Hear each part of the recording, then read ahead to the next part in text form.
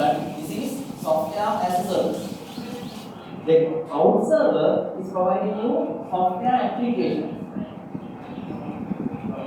Then the softwares are running in the cloud server. In my computer, I am going to use Indunil. What is such example? Is it similar to downloading the software from the internet and installing it in your computer? Select I want to know what VLC player. This is to play videos or cinema. By that time, when I buy a new computer, that computer has no VLC player. Then to install that, I am going to that particular website, download VLC player, save that, install it into the computer. Now VLC player is running in my computer. Is that falling under SAAS? No. Under the software service, the software is installed into the server. Installed as well as running in the server. Softwares are running and installed in the server. We are going to use them only. If so, in which case the relevant executions are taking place. The relevant software is running at the server. Then assume that it's a calculator program.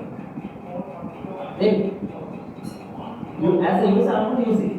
I want to add 7 plus 9. I am going to give that particular instruction. Then where will be the calculation takes place? In your working computer on the cloud server. Cloud server, this is taken the cloud server, serving the computation. We will the result next.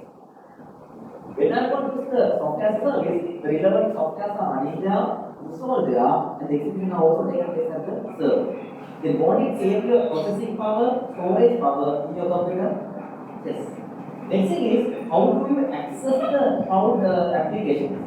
If I don't install it into the computer, how do you get them into your computer? Through the web browser. In my computer, we know the web browsers are there. What are some web browsers? Google Chrome, Firefox. So what I am doing is, I am using one such web browser. And onto that web browser, I am writing the relevant web address, which is called as URL. Then gives me the relevant web page. What that web page is? Is a normal ordinary web page, huge amount of text, images, no? Is an application.